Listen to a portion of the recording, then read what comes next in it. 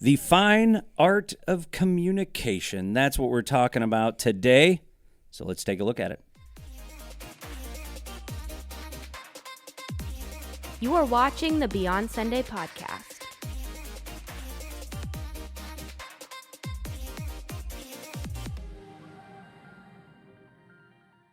All right, Z. Today, topic, we're going to talk about communicating, mainstay in life.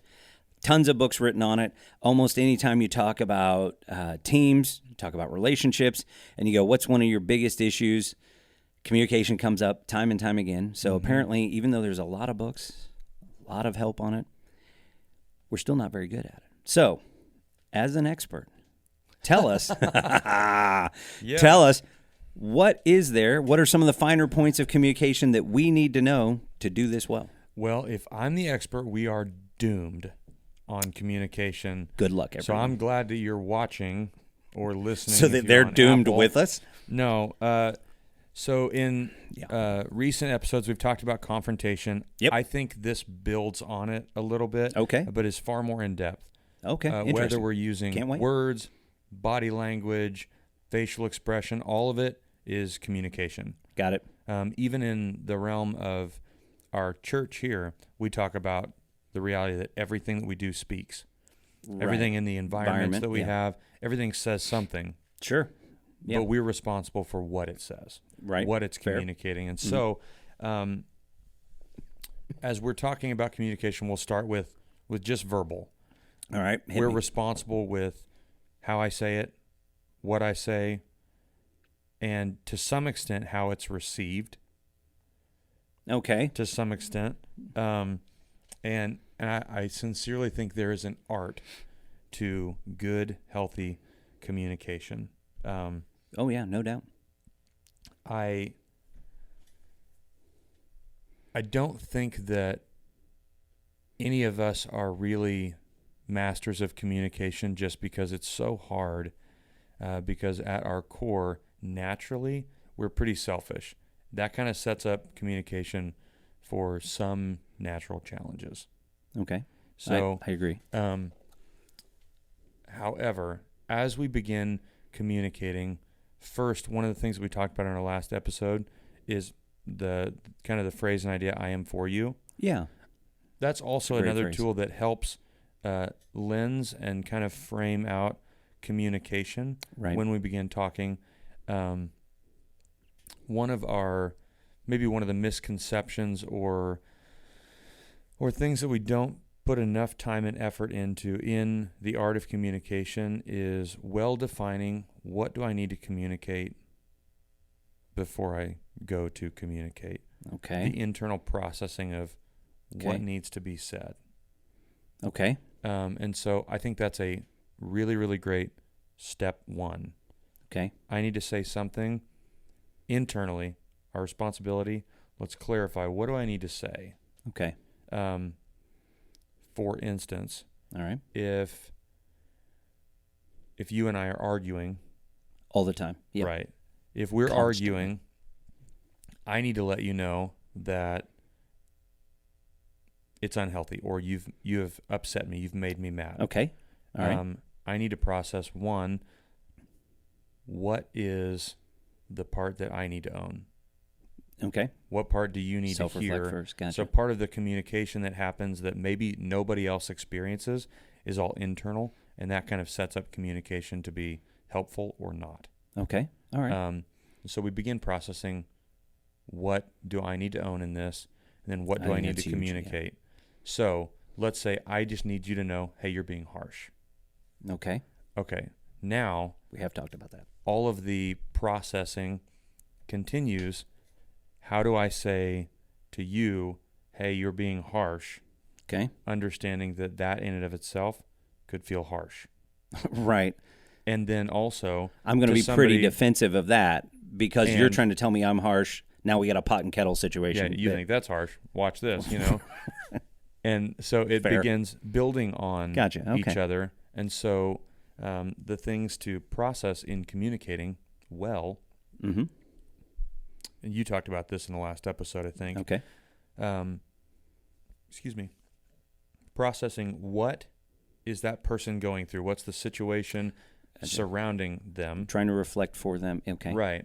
So how is this going to fall on them?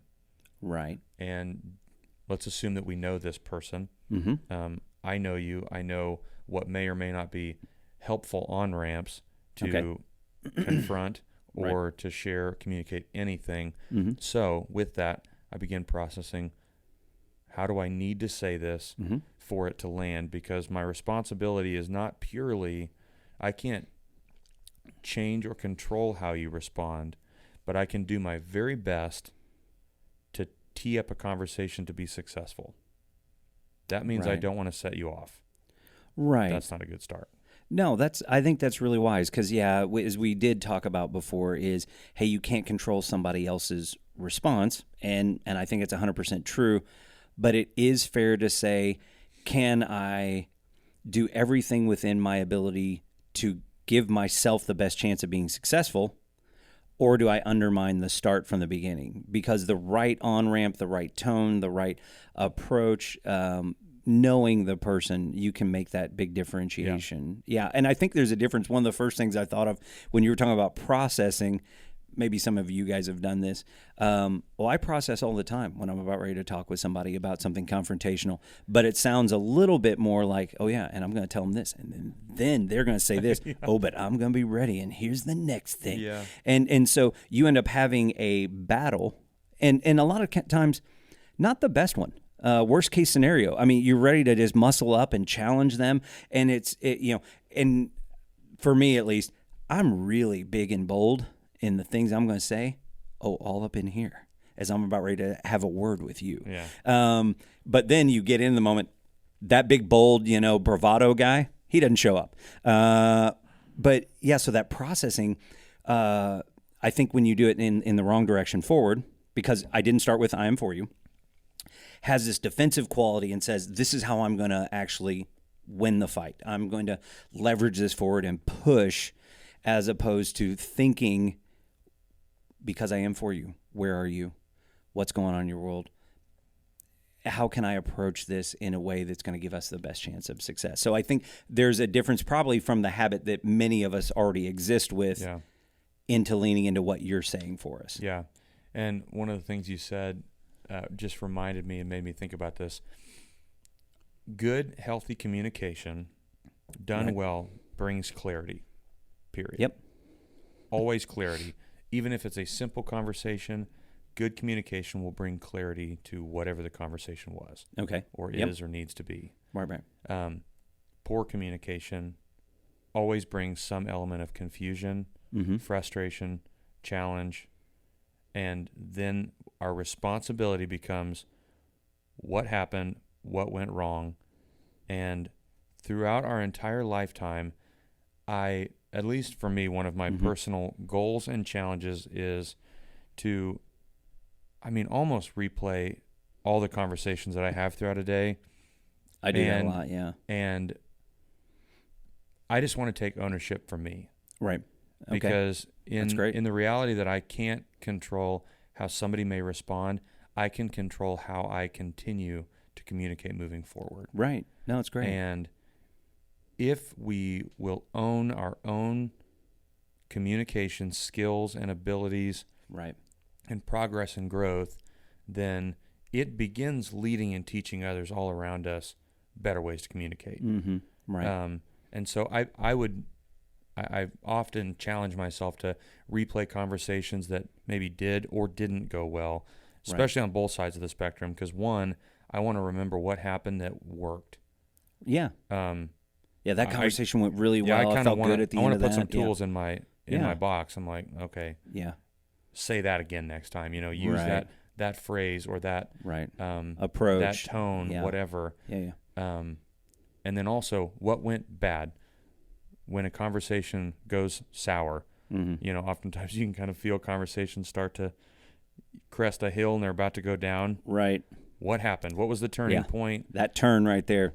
Yeah. That phrase is the one that set that one on that hill. Yeah. And so for me, my responsibility, and I think this should be all of our responsibilities, is what did you do or what can you do to grow, get better, communicate better, clearer, softer, gentler, whatever. Right.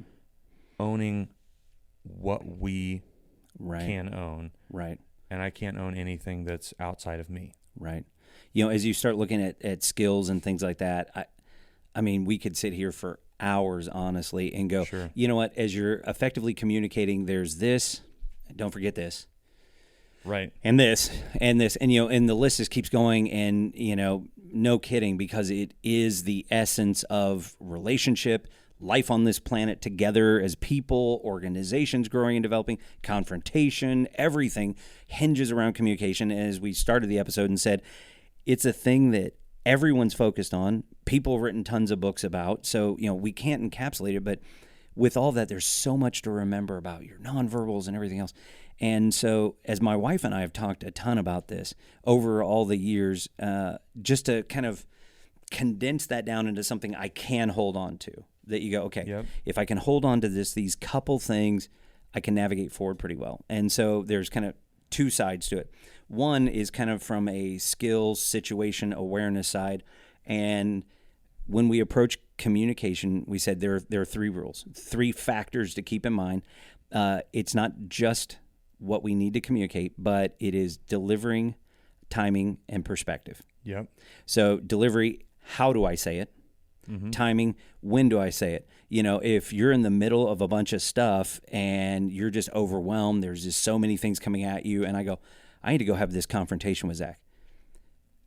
Tomorrow, when we're both just sitting there having a cup of coffee and you go, hey, I want to talk to you about something from yesterday. Okay, hey, shoot, what do you got? And that probably great timing.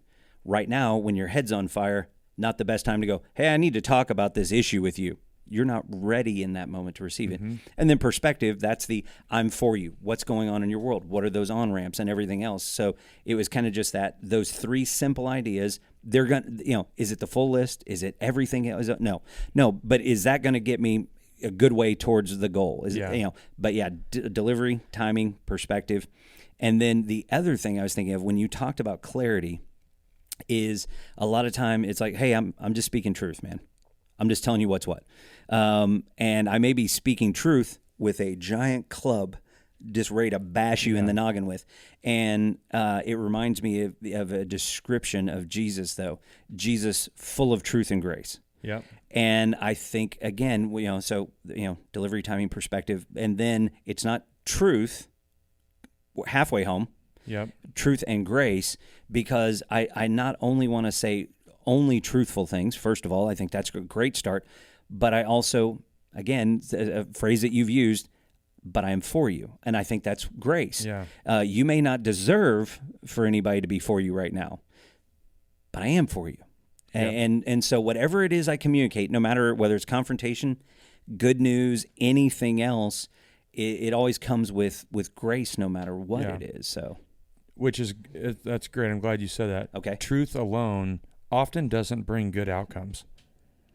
Right. There are people who just, hey, I'm just frank and earnest about things. I'm just matter of fact. Yeah. I'm blunt, and you You start like grabbing your helmet every time they come near you. You're like, oh, geez. Yeah, and I know we've said this in another episode. I can't remember which one, but there was a quote from a guy that talks about people who want to be brutally honest. They just pride themselves. Hey, I'm just up front. I'm brutally honest with folks. Folks who pride themselves on that enjoy the brutality as much as the honesty. And Or more. maybe a smidge more. Yeah. So yeah, I think there's both sides of that. And when it comes to communication, I mean, we think through all these books that are out there now. Like I was talking about, there's tons of podcasts and all kinds of things just on communication. And it seems like, well, here are these modern approaches, all these thoughts and everything else on communication. Right. But the cool thing is Scripture teaches us a ton about communication. I mean, there's just Maybe so a little much. better too. Maybe just a smidge better. Yeah. It turns out the Bible might have better things to say. So, looking at a couple things, it's James who tells us to be slow to speak, quick to listen. Yep. And, in all honesty, how often does that apply? Most of us want to be heard. Mm-hmm. Most of us in our conversation, as the other person is talking, you're sitting there listening, and what you're listening for is You're listening for the breath. You're Again, listening moment. for the open, and you go, and my thing. So Yeah. I think that just starting with that is a huge move forward. Yeah, and I just had a conversation the other day, and that's been one of my personal challenges for myself. Quick to listen, slow to speak. Right. Quick to listen, slow to speak. And oftentimes I feel this this selfish pull in my flesh during a conversation where I'm afraid I'm going to miss a really great thing to say.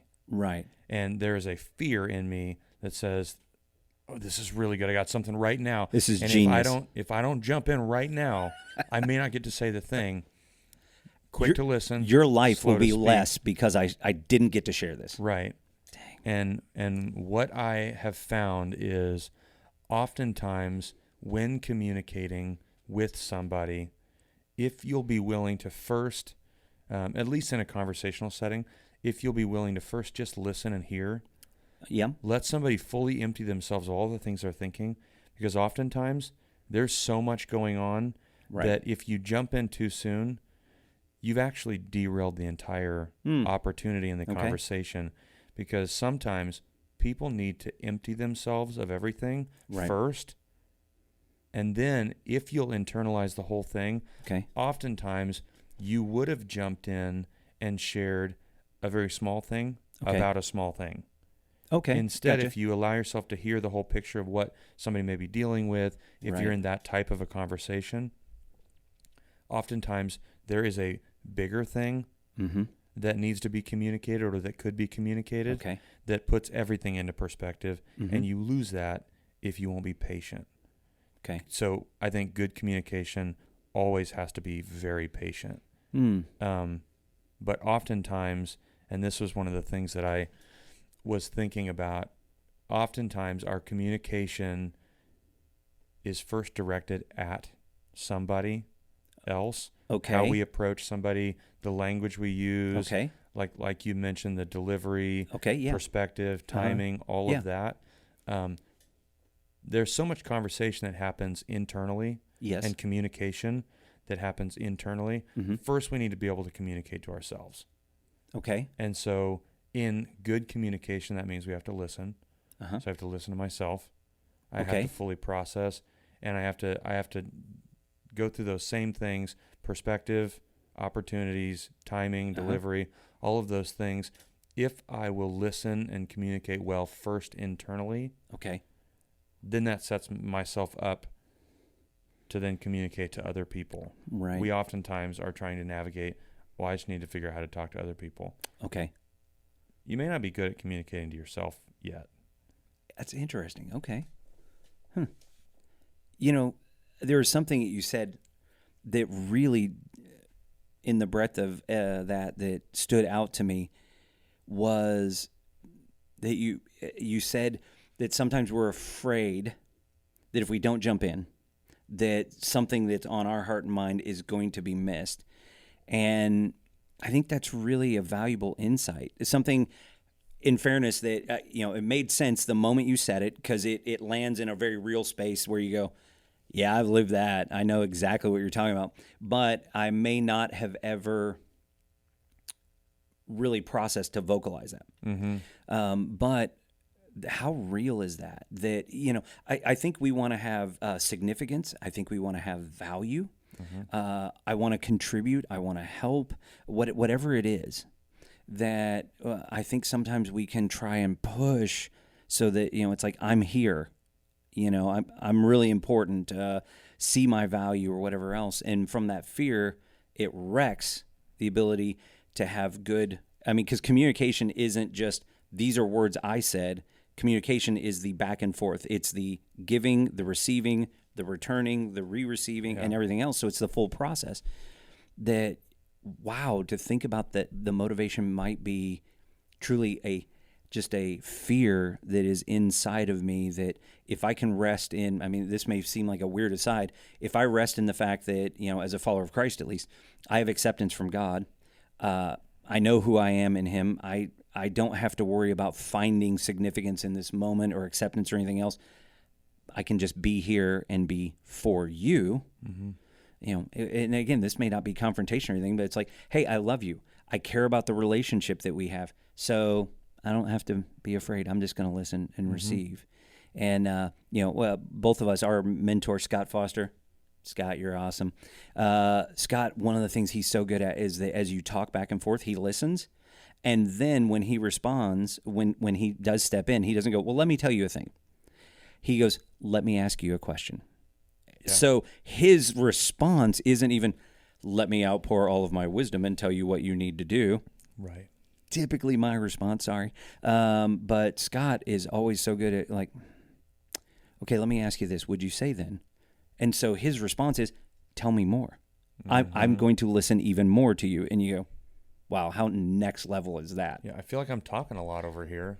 It's like, yeah. I'm doing a lot of listening. Yeah. But again, like we've talked about, and we say this at church here, everything speaks. Mm-hmm. Even our listening is saying so much right in those moments, and it speaks a lot louder often than our words do. Right. Because people can feel and experience if somebody is there to listen or get a point across. Right. If your communication goal is to get a point across, oftentimes it's starting, I think, off base.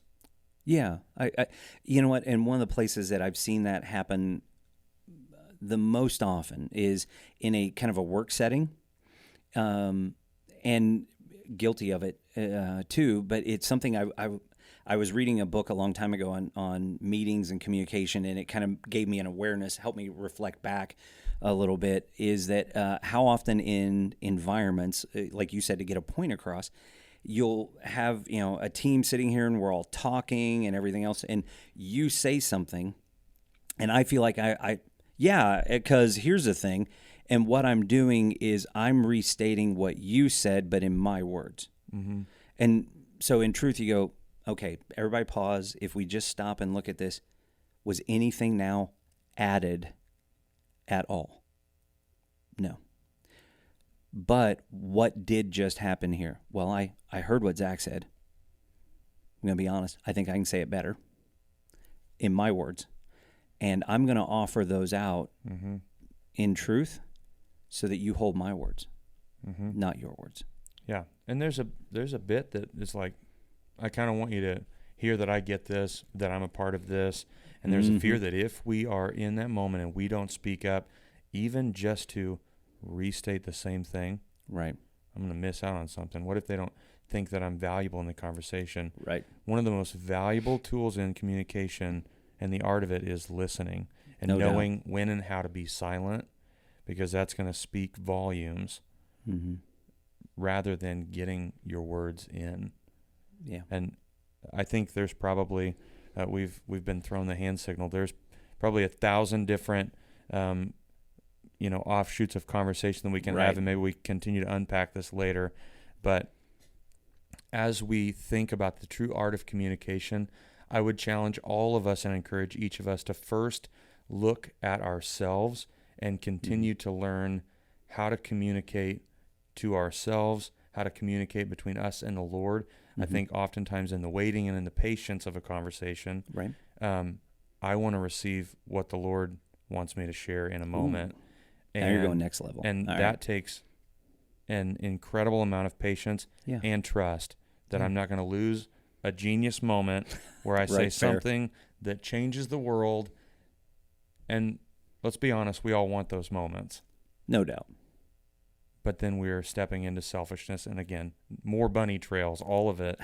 But communication is a lifelong skill and goal that we pursue and continue to work after. And so if you have questions about any of this, maybe more rabbit holes that we can walk down and talk about together, that'd be great. Ask those in the comments. Let's keep the conversation going, but let's continue to work on our communication and the art of it.